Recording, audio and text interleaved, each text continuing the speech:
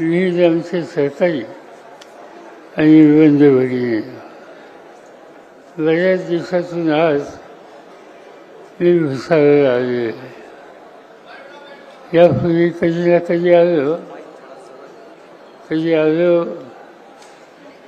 ते देशाचा संरक्षण मंत्री म्हणून असताना संरक्षणाच्या संबंधी दोन अत्यंत महत्त्वाचे उद्योग, एक वरणगावला आणि दुसरा भुसावळला, या देशाच्या सीमेच्या बाहेर देशाचं रक्षण करण्याच्यासाठी जो आमचा जवान छातीचा कोट करून काम करतो, त्या जवानाची शक्ती वाढवणं, त्याला साधनं पुरवणं ही अत्यंत मोलाची गरज आहे, जबाबदारी आहे. आणि ही जबाबदारी भुसावळमधून वरणगावमधून फार फायदे जातात. त्या कामाचा आढावा घेण्यासाठी कधी मी संरक्षण मंत्री म्हणून आलो होतो. भुसावळ म्हणजे जळगाव जिल्हा, आणि आम्हाला लोकांच्या अंतःकरणामध्ये जळगाव जिल्ह्याचं एक वेगळं स्थान. कारण देशाची स्वातंत्र्याची जी चळवळ झाली, त्या चळवळीमध्ये खानदेशाचं योगदान हे अतिशय मोठं होतं. जळगाव जिल्हा असेल किंवा भुसावळ असेल, या सगळ्या भागाच्याबद्दल आम्हा लोकांच्या अंतःकरणामध्ये एक वेगळी जागा आहे.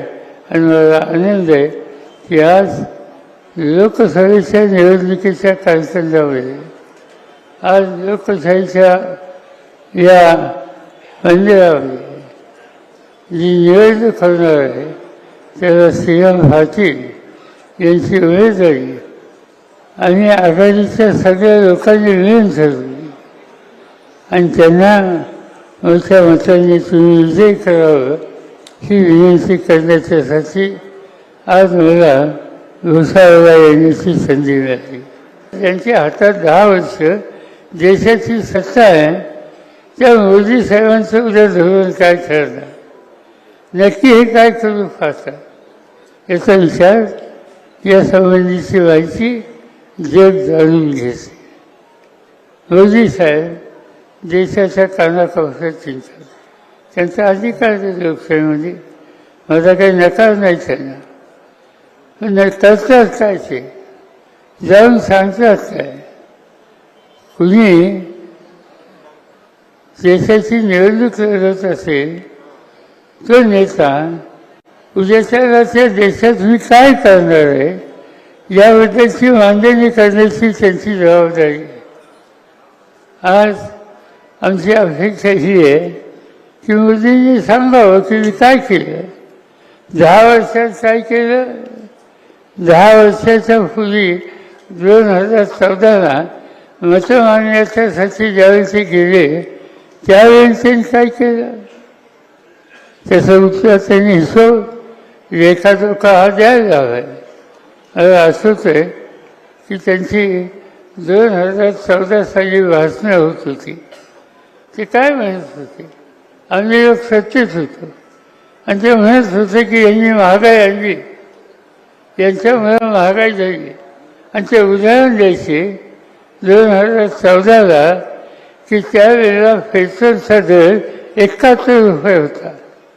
आणि त्यांनी असं सांगितलं, मला 50 दिवस द्या, सत्ता आणि 50 दिवस मी हा पेट्रोलचा भाव 50% कमी करतो. होता भाव किती, 71. तर एक महिन्यात काय होते, 50% कमी आणतो. हे म्हणून ही घोषणा करून आज 3650 दिवस झाले. त्यांचे 50 दिवसात करणार होते, आता 3650 दिवस होऊन गेले. काय झालं भाव, त्यावेळेला 71 होता, आता 106 आहे. हे काय भाव कमी केला.